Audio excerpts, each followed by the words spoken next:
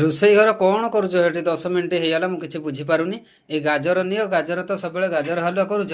ଏ ଗାଜରର ଗୋଟେ ମିଠା ତିଆରି କଲେ ଦେଖିବା, ଖାଇବା ଟେଷ୍ଟ କରିବା କେମିତିଆ ଠିକ ଲାଗୁଛି। ଅଛି 15 ମିନିଟ୍ ଭିତରେ ତମର ମିଠା ତିଆରି ସରିଯିବ। ଠିକ। 15 ମିନିଟ୍ ଭିତରେ ମିଠା ବନେଇବାର ଅଛି ତ ସେଥିପାଇଁ ମୁଁ ଆଗତୁରା କାଟି ଦେଇଛି। ତାକୁ ଆମେ ଗ୍ରାଇଣ୍ଡିଙ୍ଗ କରିଦବା। ଟିକେ ଦେଶୀ ଗୁଆ ଘିଅ ଦେଇଦବା। ଗ୍ରାଇଣ୍ଡର କରିକି ରଖିଥିବା ଗାଜରକୁ ଆମେ ଦେଇଦବା। 5 ମିନିଟ୍ ଭଲ ଭାବରେ ତାକୁ ଏମିତି ଗୋଳେଇ ଦବା, ମାନେ ତାର ପାଣିଟା ମରିଯିବ, ତା ବାସ୍ନା ବି ପଳେଇଯିବ। ଆମ ହିସାବରେ ମିଠା ଦଉଛୁ, ଆପଣ ମାନଙ୍କର ଯେତିକି ମିଠା ଦରକାର ଆପଣ ସେଇ ହିସାବ ଭଲ ଭାବରେ ମିଶେଇ ଦବା। ମିଠାଟା ବାସିବା ପାଇଁ ଟିକେ ଗୁଜୁରାତି ପକେଇଦବା। ଫ୍ଲେଭର ଆଉ ସୁନ୍ଦର ଦେଖିବା ପାଇଁ ଆମେ ଧଳା ରାଶି ଦିଟା ପକେଇଦବା। ମିଠା ପାଇଁ ପାଗ ପୁରା ପ୍ରସ୍ତୁତ ହେଇଗଲା। ଥଣ୍ଡା ହେଇଗଲା, ଦେଖନ୍ତୁ କେତେ ସୁନ୍ଦର ଗୋଲ ଗୋଲ କରିଦେଇଛି। ଗାଜରର ତ ବୁନ୍ଦି ଲଡୁ ପ୍ରସ୍ତୁତ ହେଇଗଲା। ଆପଣମାନେ ଏଇଭଳିଆ ଟ୍ରାଏ କରନ୍ତୁ। ଭିଡ଼ିଓଟା ଭଲ ଲାଗିଥିଲେ ଲାଇକ୍ ସବସ୍କ୍ରାଇବ୍ କରିବେ।